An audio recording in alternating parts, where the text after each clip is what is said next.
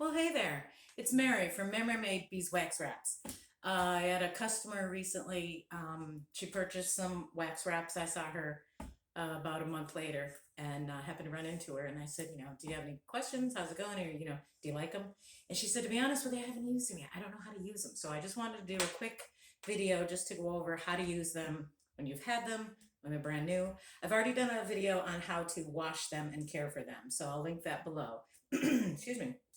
So here we go. When you get your beeswax wraps and they're brand new, you're going to find them in a package like this. This is a 3-pack. It comes with a 12-inch, a 10-inch, and an 8-inch, the most commonly used ones. There's some minimal instructions on the back, but you're going to open this up. Normally you would wash them, just like if you bought some flatware or new plates, you would wash them before you use them. I happen to make these, so I know that they're clean. I'm going to just go ahead and use them. So here's just a few things that you can use them for and wrap up with them and save the planet from the plastic wraps that we have historically been using. Okay, so here is your 8-inch. And when you get a brand new one, and after you've washed them and let them dry flat completely, you're just going to scrunch it up in your hands a little bit. You want the warmth of your hands to kind of activate the beeswax so it'll stick to itself and help you out here. One of the best things these are good for is when you get these plastic containers, I always lose the lids. And then 3 days later, I'll find them after I've purchased new ones. So I have a whole bunch of these plastic containers and I'm going to continue to use them as long as I can. But I have like half of the lids that go on them. So you're going to scrunch your beeswax wrap here. And first I'll show you. This is leftovers from dinner last night. Chicken wings, broccoli, and some mashed potatoes. You're going to take your beeswax wrap after you scrunched it, and you're just going to set it on there. That's it. That's really all there is to it. Hold it for just a second, and the heat from your hand is going to get it to stick to itself and form to the lid that you want it to. So now I'll stick that in the refrigerator, and that'll be good for a few days. I washed some raspberries earlier, so I'm going to half these because if I put them both in one container, there we go. So we got half in one bowl, half in the other. So here's the 10-inch, which is perfect for, actually it's 10 inches. You just need about a 2-inch, maybe an 1.5 inch parameter around the container itself in order to get enough for the beeswax wrap to grab. So here's a plastic container with some raspberries in it. You're going to, like I said, you're going to mush this down, squish it, scrunch it, whatever you want to call it, in your hands. Just warm it up a little bit with your hands. And then you're going to place it over this.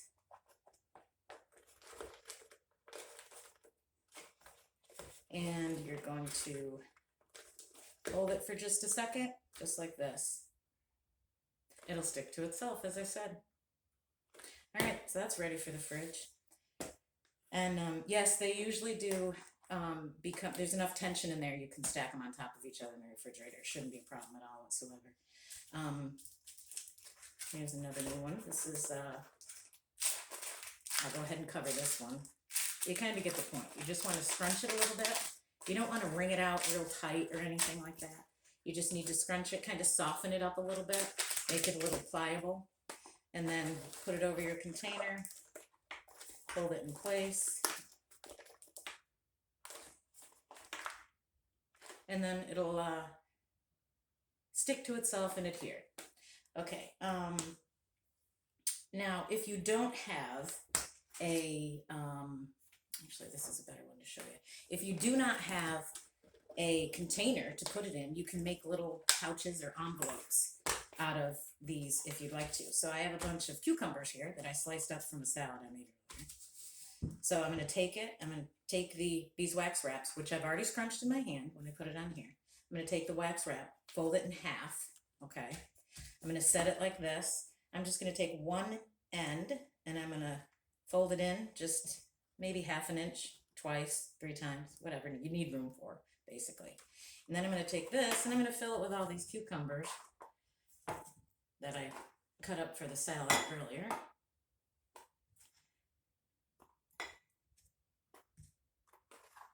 And then I'm just going to fold the top over.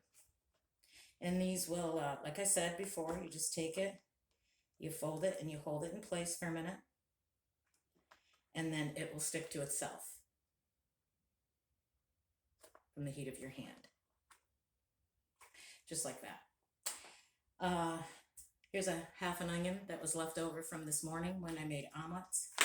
So we're gonna put that, when you do have a fruit or a vegetable that you slice, the best thing to do is take the flat end, even tomatoes or lemons, whatever you might have. You're gonna take the flat end, you're gonna put the flat end on the wrap itself. And then I just take it and wrap it up like this. And somehow, amazingly, with onions, the smell washes out or comes out with no problem. I haven't wrapped an onion and then unwrapped it and had the wax wrap smell like onions afterwards. You know, just until you wash it or rinse it off, then it does that. The same thing goes with, so there's nothing in this, but this is our 12-inch, which is quite large, and this is big enough for like a sandwich, a regular sandwich. If you get like the deli sandwiches that are really thick, you're gonna have to use a bigger one. But just a regular peanut butter and jelly, turkey and cheese sandwich or whatever on 2 slices of bread will fit into these no problem. I'll do another video on wrapping the sandwiches because there's several different ways you can do it. But here's a bowl. I'm gonna scrunch this wrap. And then I'm gonna lay it over here with the heat of my hand. And whatever I could have placed in this bowl will now be nice and fresh and can go in the refrigerator. And one more thing is we have the extra large bread wraps. And those are because I did a video on the bread wraps. The bread wraps are 16, 17 by 20. And I bake a lot of breads. So when I bake the breads, I didn't have any wrappers to put them in. Now, in a case like this, I have this loaf of bread that I baked, and you can put it in this way. This one rose rose really well, so it's not quite gonna fit like this, but on this size of a bread pan, that's not a problem. I'm just gonna turn it sideways. So I'll turn it this way, and then I'm going to put the bread in there. I haven't sliced this one yet, it just cooled off. You can never put anything hot in your wax wraps. So you're gonna pull it up, fold the edge down once, twice, and this one I have room to fold it again. And then just like a gift, you're gonna pull the edge in, and then I fold it once, twice, and we'll pull that up. And this will keep it fresh as the day it was baked for about 4 or 5 days, but fine to eat probably, I don't know, about 8 to 10 days. We've had bread last that long. There you go. So that's the bread wrap, and it holds a regular bread loaf size bread, but it does hold the Pullman loaves. And I did this in the bread wrap video I did. The Pullman loaves, which are really long, and they don't rise as high.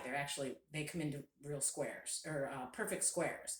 The Pullman loaves have lids on them, so when the bread bakes, it bakes into a perfect square. Those you can actually do lengthwise, and there's enough room to cover it. That's why we designed this the way we did at a 16 by 20. And so there's some ways that you can use your bread wraps and how to use them when you